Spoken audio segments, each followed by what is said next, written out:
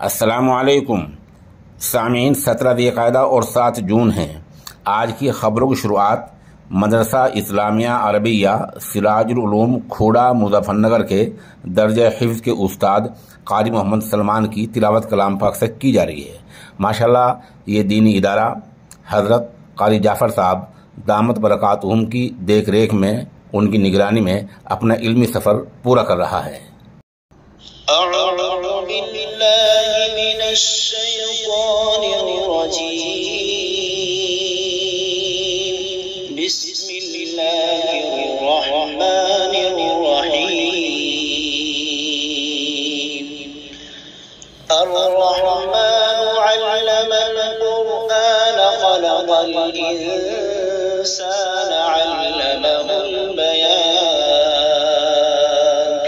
الشمس والقمر بحسبان والنجم والشجر يسجدان والسماء رفعها ووضع الميزان ألا تطغوا في الميزان وأقيموا الوزن بالقسط ولا تخسروا الميزان والأرض وضعها للأنام فيها فاكهة والنخل ذات الأكمام والحب ذو العصف والريحان فبأي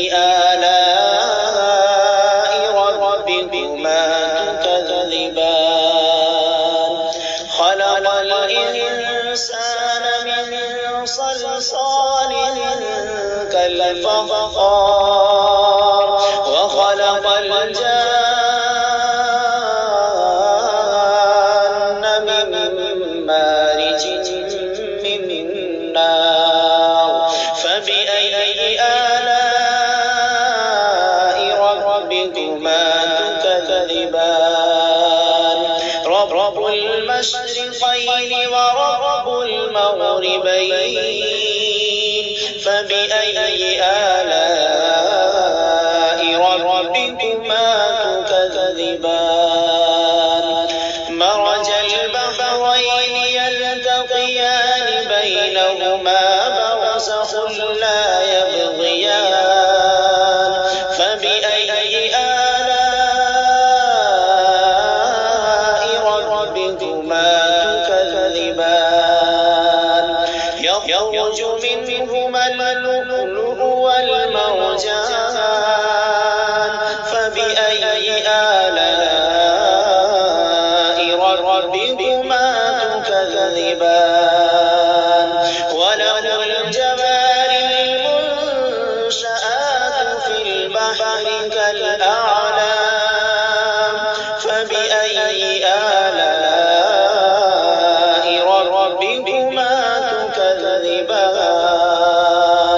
كل من عليها فان ويبقى وجه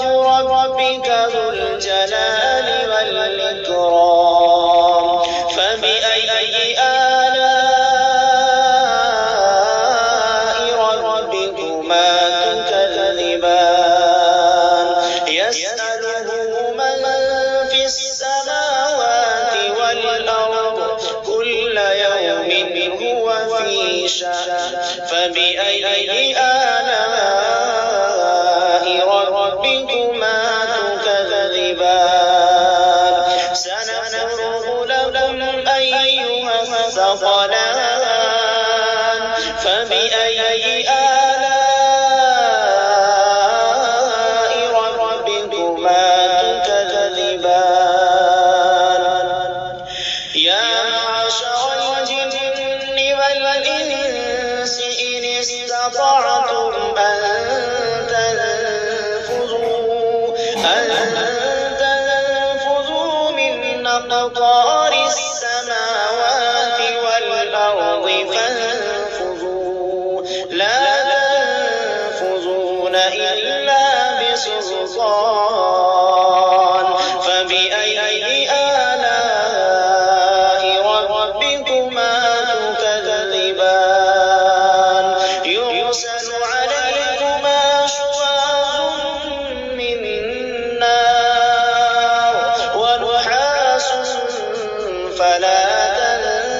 تنتصران فبأي آلاء